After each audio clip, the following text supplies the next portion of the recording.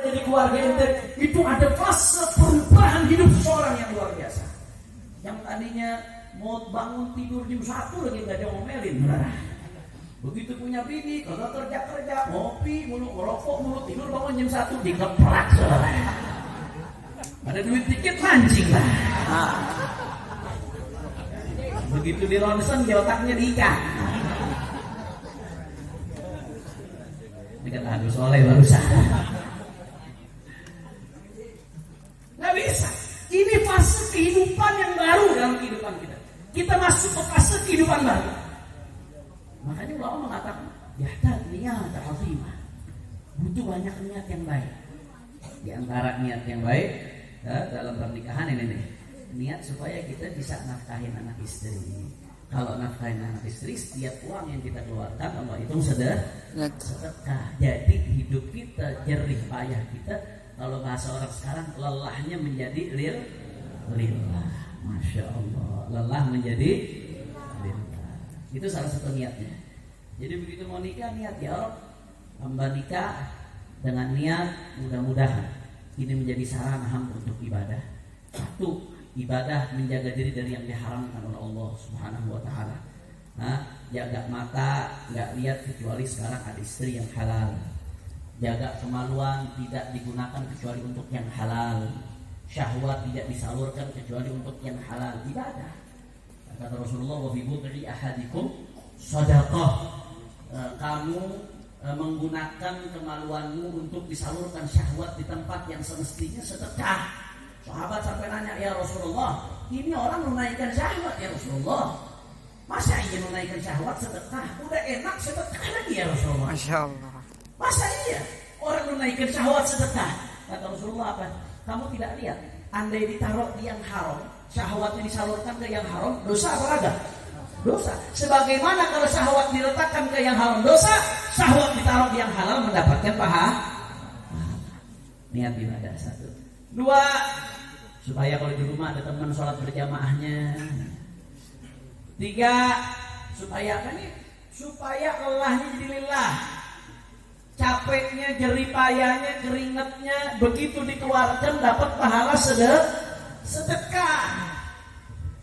Tapi saya jadi teringat waktu saya nikah dengan istri saya tercinta, doain lagi hamil sekarang udah 7 bulan, doain biar ibu dan kandungannya dijaga oleh Allah. Amin. Dimudahkan segala persalinannya. Amin. Ya Rabbal khairil lutfil ma'afiyah. Fatihah. Bismillahirrahmanirrahim. Alhamdulillahirabbil alamin arrahman. Ya na'budu wa iyyaka nasta'in.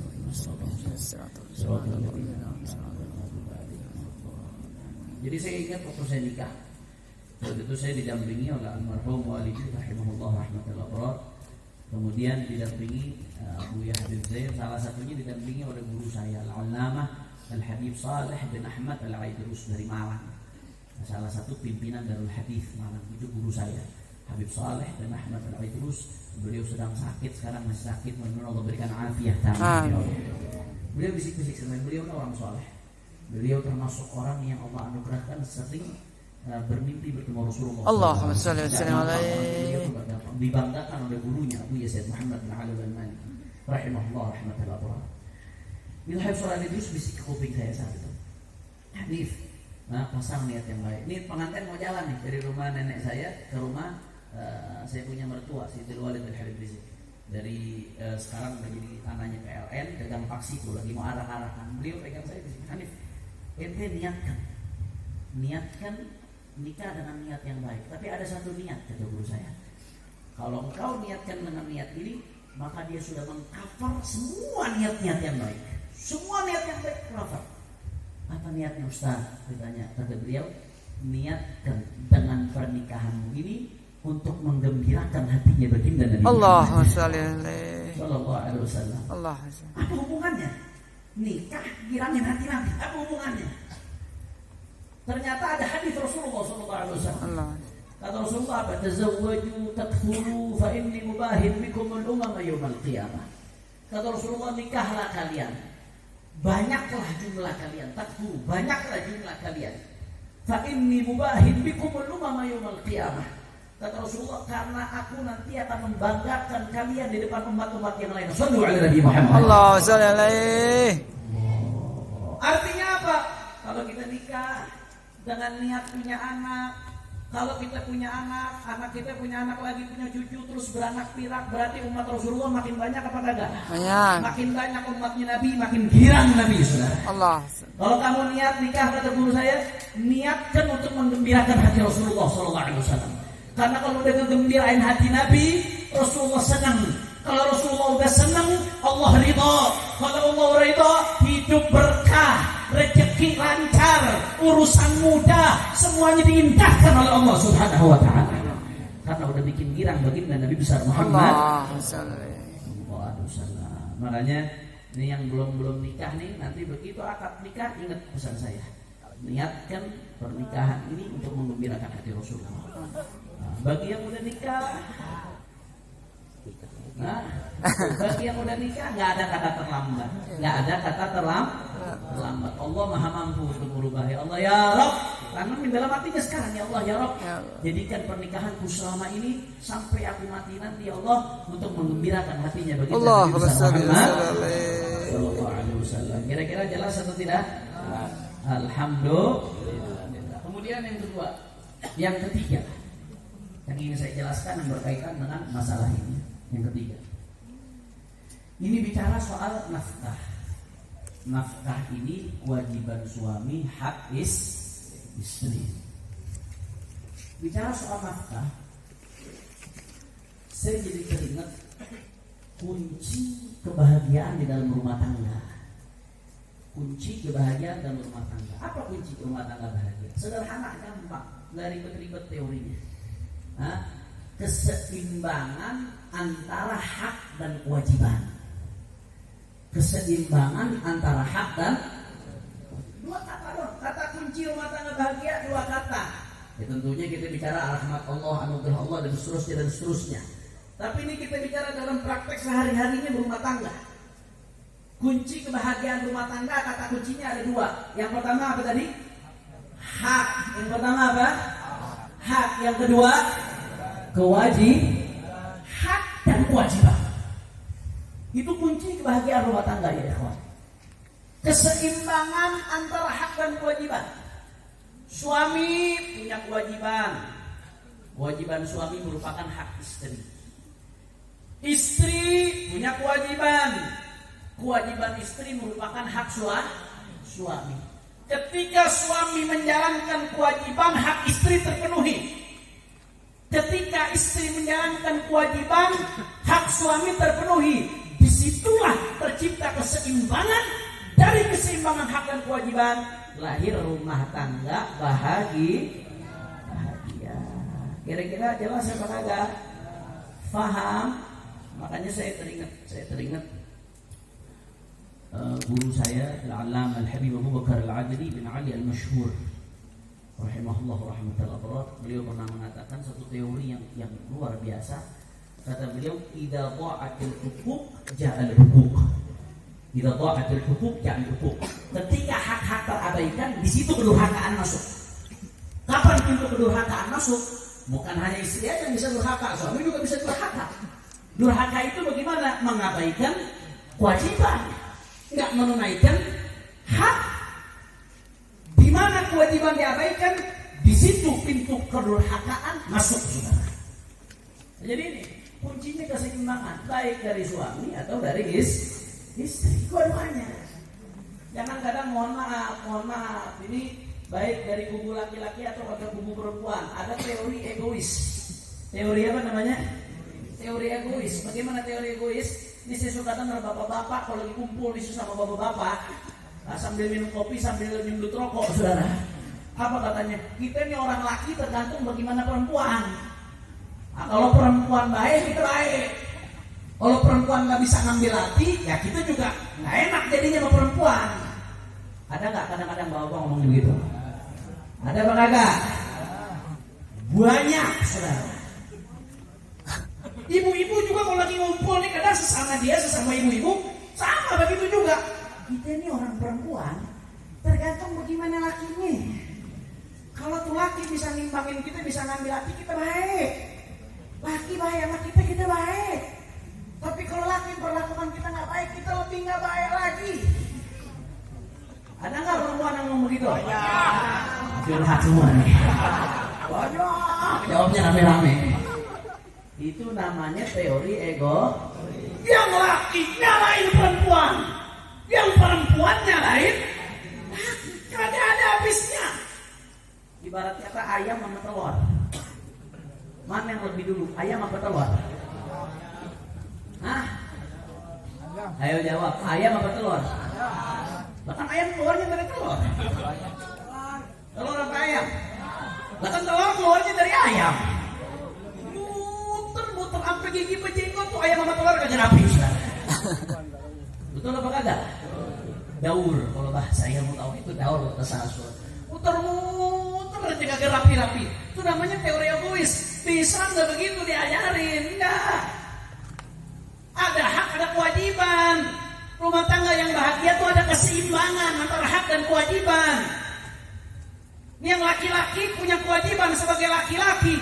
Bagaimana? Nih salah satunya kewajibannya nafkah. Di antara kewajibannya apa? Ngedidik anak-anak saudara, ngedidik istri, ngedidik keluarga saudara. Oh panjang kalau saya sebutkan kewajibannya banyak kan. Itu butuh ngaji khusus gitu, ngaji tentang yang berkaitan dengan keluarga saudara.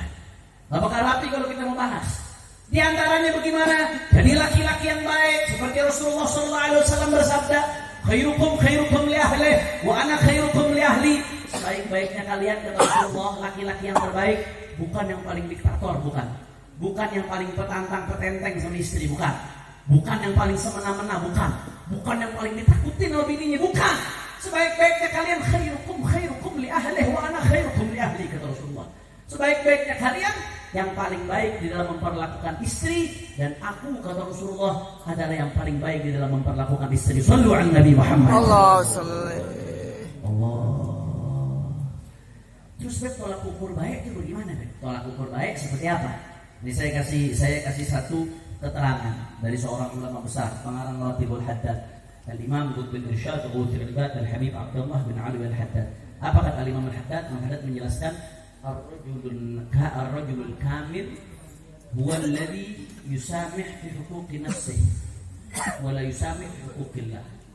War-rajulun naqis huwa alladhi yakunu ala aksihi.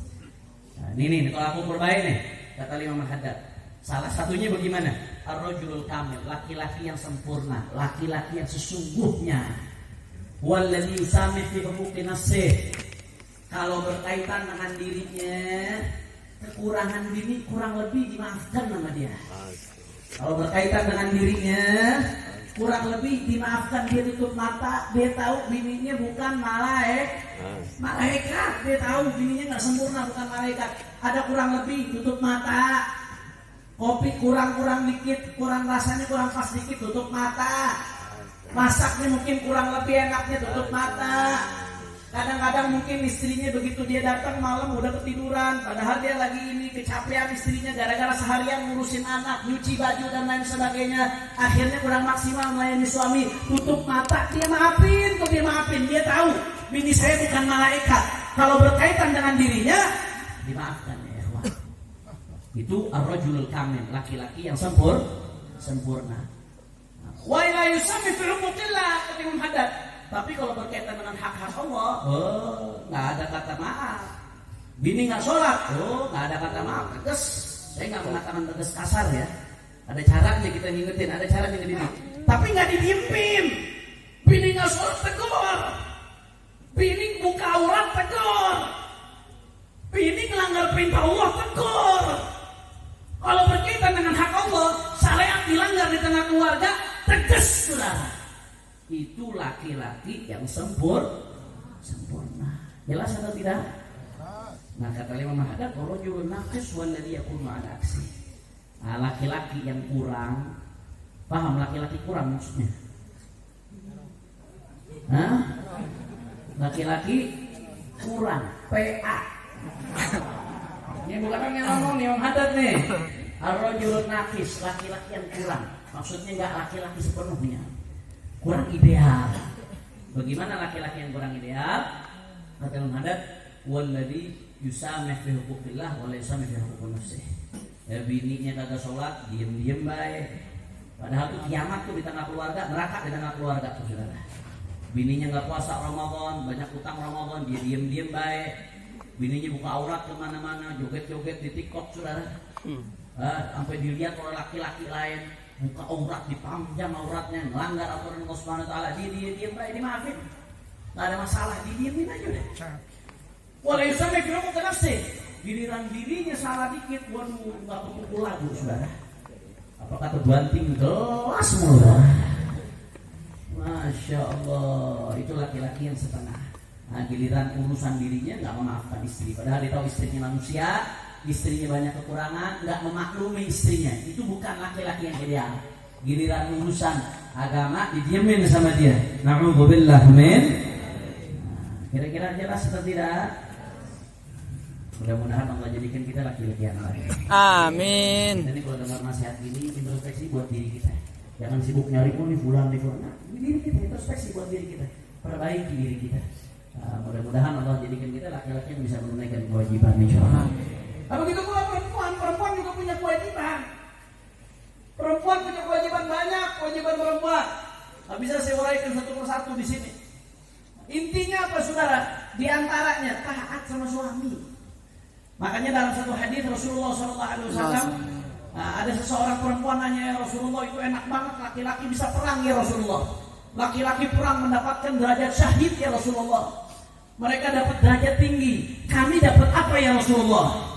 Apa jawaban Rasulullah? Husnu taba'ulika li zawjika ya'dilu dzalika kulli. Kamu jadi istri yang baik, memperlakukan suami dengan baik, itu sudah menyamai pahalanya perang di jalan Allah. Allah. Kalau saya pakai bahasa kampung baru nih, kalau ibarat kata perang, maka ibu-ibu ini pedangnya itu sutil. Perisainya ya pengorengan itu. Bagaimana caranya jaga keluarga? Jadi istri yang baik itu pahalanya seperti orang yang jihad fisabilillah, yang berperang di jalan Allah, yang mati syahid, yang habis-habisan luar biasa. Pahalanya didapatkan ibu-ibu cuma jadi istri yang baik di rumah. Allahumma shalli ala Muhammad. Allahumma shalli. Bahkan dalam hadis lain yang saya sering kutip, perempuan itu kalau masuk surga, perempuan masuk surga. Bagaimana caranya perempuan masuk surga? Kata Rasulullah, "Shallatil mar'atu khamsaha." Salat 5 waktu. Wa shamat syahraha. Puasa Ramadan. Wa hafizat farjaha. Jaga kemaluannya. Nah, jaga kemaluannya, syahwatnya tidak disalurkan kecuali melalui yang halal. Kemudian yang keempat syaratnya kalau masuk surga, wa ata'a zaujaha. Taat sama suaminya selama tidak diperintahkan untuk yang haram, selama tidak melanggar syariat, taat. Kata Nabi SAW, kalau perempuan sholatnya dijaga, puasanya dijaga, kemaluannya dijaga, kemudian taat sama suami, apa kata Nabi SAW? Qila laha udkhulil jannah min ayyi abwabil jannati syi'ti. Dikatakan kepada perempuan tersebut, masuk surga dari pintu manapun. Fast access VVIP. Waduh. Jadi apa? Perempuan kalau mau dapat pintu VVIP surga gampang. Salah satu syaratnya taat suami.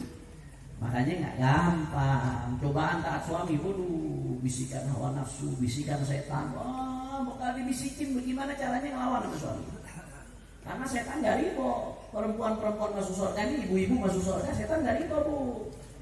Setan itu udah sumpah di awal, tugas saya ini nyesatin anak cucu Adam sampai hari kiamat. Bagaimana caranya anak cucu Adam masuk neraka? Itu tugas setan, saudara. Makanya setiap ada jalan pintu ke surga, setan bakal ngalangin tuh, bagaimana caranya dihalangin. Nah, ibu-ibu di antara pintu paling cepat masuk surga, akses VIP, taat sama suami.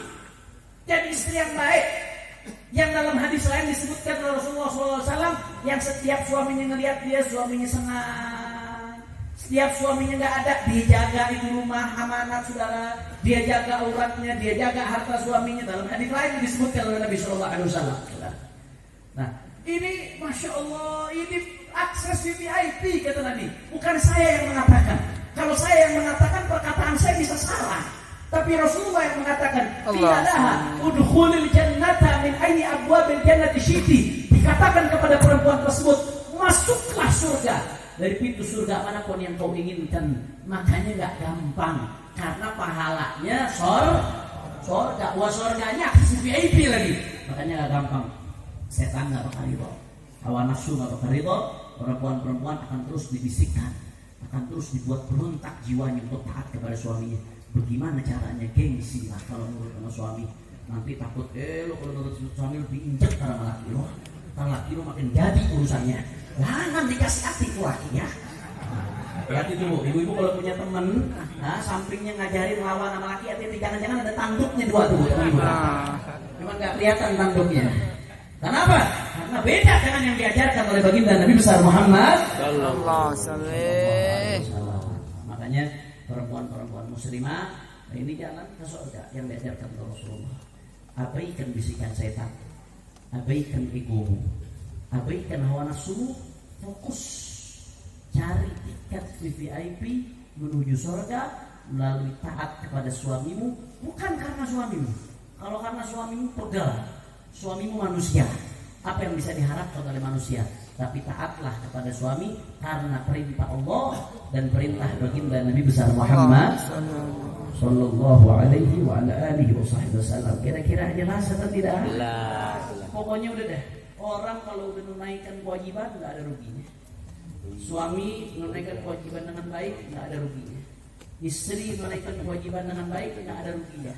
Walaupun air susu dibalas dengan air tuba. Walaupun itu jadi laki udah baik nih, tapi bininya tetap luar biasa. Misalkan dia nggak rugi, dia dapat derajat Allah. Nanti dapat makom di akhirat, balasan Allah yang lebih indah, saudara.